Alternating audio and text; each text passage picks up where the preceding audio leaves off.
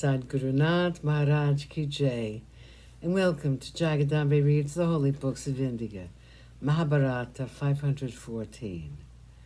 As you may remember, Yudhishthira told Duryodhana to go get his gear. You can then begin the fight. Duryodhana looked at him with something like affection. He had never hated Yudhishthira.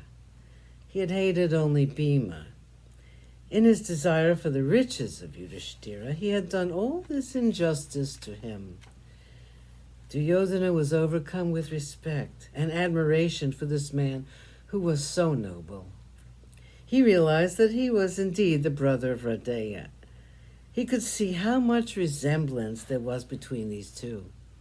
He brushed away these thoughts and got ready for the fight. He put on his golden armor.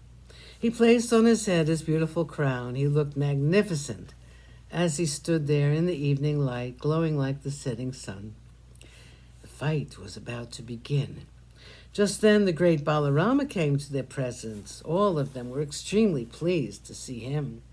He had heard from the sage Narada that the great Gadayuddha was to be fought between his students.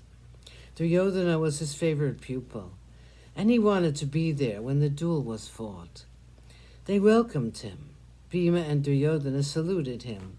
Duryodhana was very happy to see his guru there. He sent for an excellently covered seat to be placed for Balarama. The fight was waiting to begin. Balarama said, "I have just returned from a tour of all the holy places. I am told that the Samantapanchaka, which is very near, is the holiest of all places. A person who dies on that spot will certainly reach heaven. I suggest that the Gadayuddha be fought on that spot." "So be it," said Yudhishthira. And they all walked toward Samantapanchaka. Duryodhana, with the mace in his hand, walked on with the others. The sight was grand. It was a unique spectacle, the Kaurava monarch walking on foot with the Pandava host towards the place chosen for the duel. His head was held so high.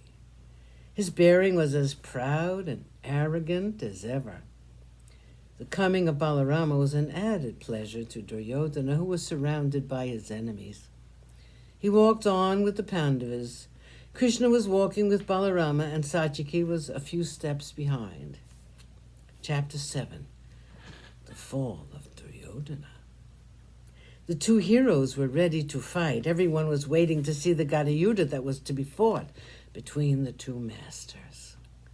The fight began. It looked like two oceans trying to mingle with each other, or like two thunderclouds charging against each other. Both were powerful. Both were students of Balarama. Both were brothers, sons of the great house of the Kurus. Both were bent on destroying each other. It was a dreadful sight to see two handsome men standing with their maces uplifted to kill each other.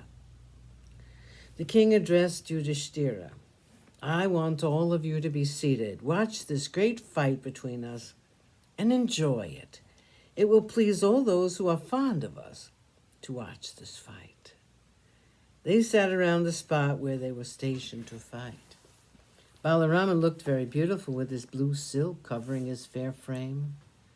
By his side sat Krishna, dark and handsome.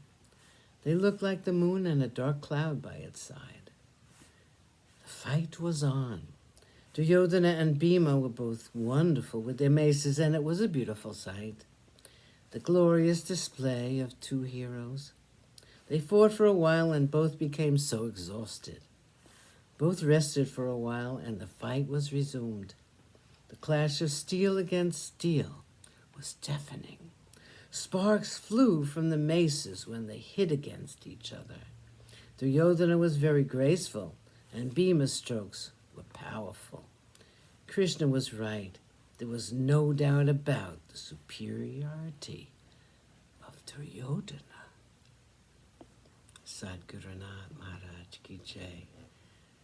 Thank you for coming. I hope you come again.